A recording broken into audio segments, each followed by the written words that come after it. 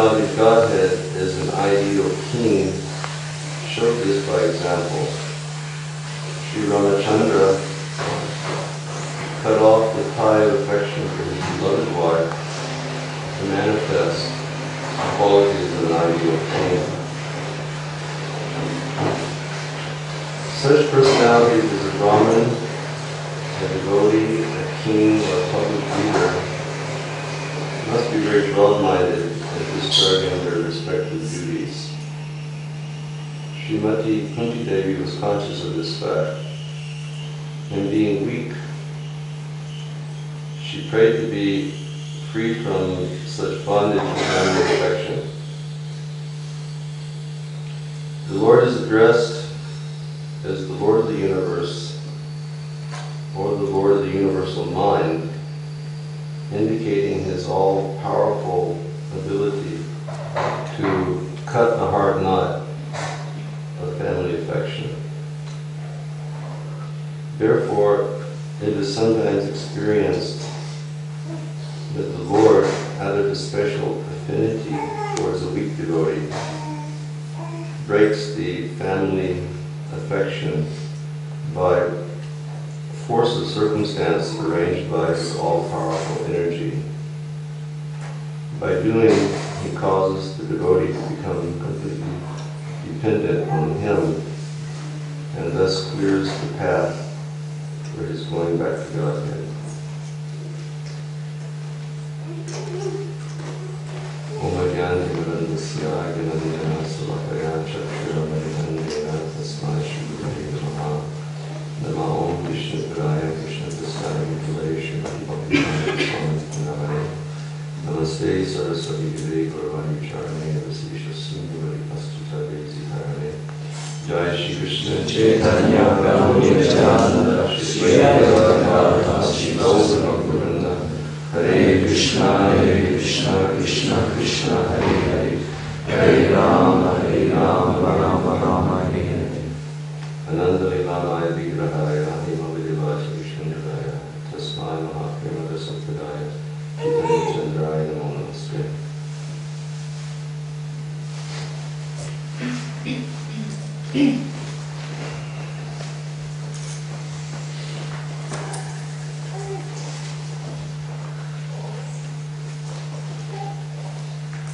This is a very wonderful example which is being exhibited by Srimati Kunti Devi. And she's basically praying to the Lord that her tie of family affection will be cut. And Srila Prabhupada, he explains here, he starts by saying that pure devotees of the Lord, they never ask anything from the Lord. We touched on that yesterday when we were discussing in the afternoon. We spoke about Kolavecha Sridhar. He would never ask anything from the Lord.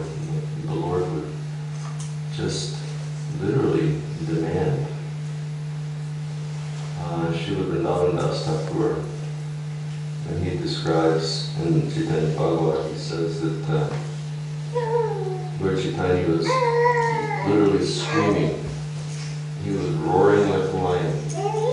He was saying, take something. And Kolavecha was saying, Lord, I don't need anything. And then we have the example that we mentioned yesterday also about Govinda Maharaja. That Nrsimhadev was naturally inclined to give something to Prahlad. This is, it's not like doing business. It's not like we accept some type of self-restraining activities, which we do, meaning that we follow, say, we follow principles, and we choose. It is our choice, our conscious choice, not to overindulge in sense gratification. We choose that we will regulate our eating habits. We choose that we will regulate sensual engagement. We consciously choose these things because we understand that by doing so, it will create like a sattvic state of consciousness. And when in a sattvic state of consciousness, it will be more appropriate, or it will be easier for us to meditate deeply upon Krishna. So we choose these things, and it's not that we're doing it because we're simply expecting something from the Lord. Perhaps in the beginning we may be like that, but the process is so purifying.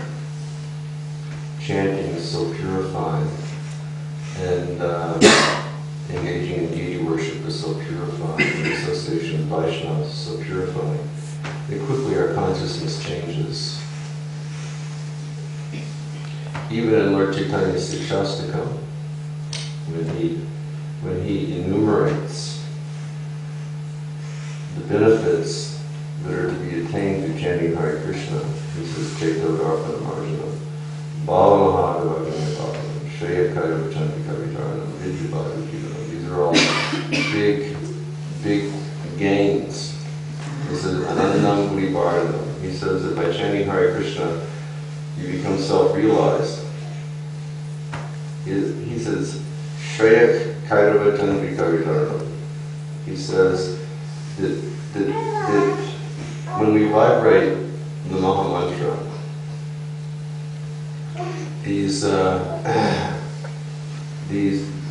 the vibration of the mantra, they are like cooling moon rays. Just like yesterday when Sanatana Goswami was preaching the glories of the holy name.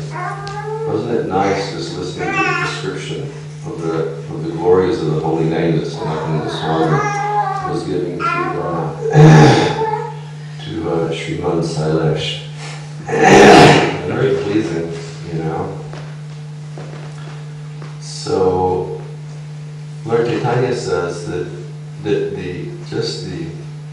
the rays, the moonlight rays of the Hare Krishna mantra, they descend from the spiritual world into the heart of the conditioned soul. And those rays of the Maha Mantra, they're fully infused with Bhava Bhakti and Prema Bhakti. So therefore, when these rays touch the heart, the lotus of the heart opens. This is the way Lord Chaitanya describes it. And he says, when the lotus of the heart opens, then we become revealed. Meaning that we actually become self-realized in chanting Hare Krishna. And then he says, Anandam Bhuri Vardhanam. He says, then you fall into the ocean of Ananda.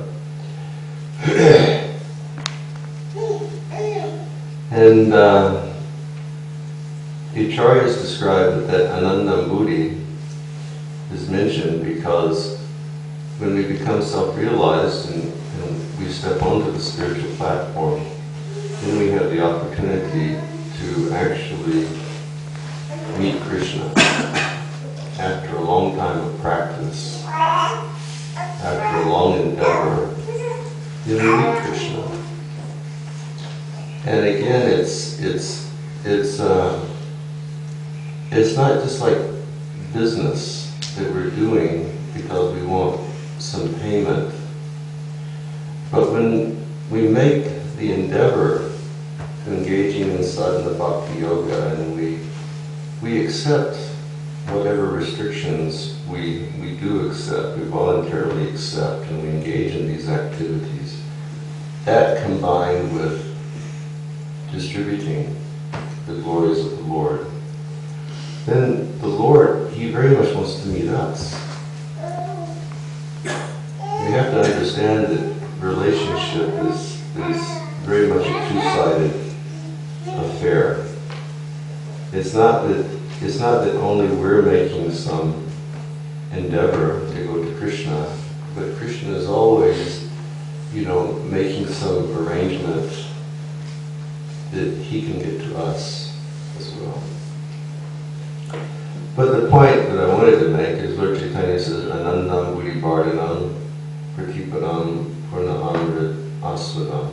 He says, then at every step of life, at every moment, you just taste nectar. And that tasting of nectar is because, we will have the opportunity to meet Krishna and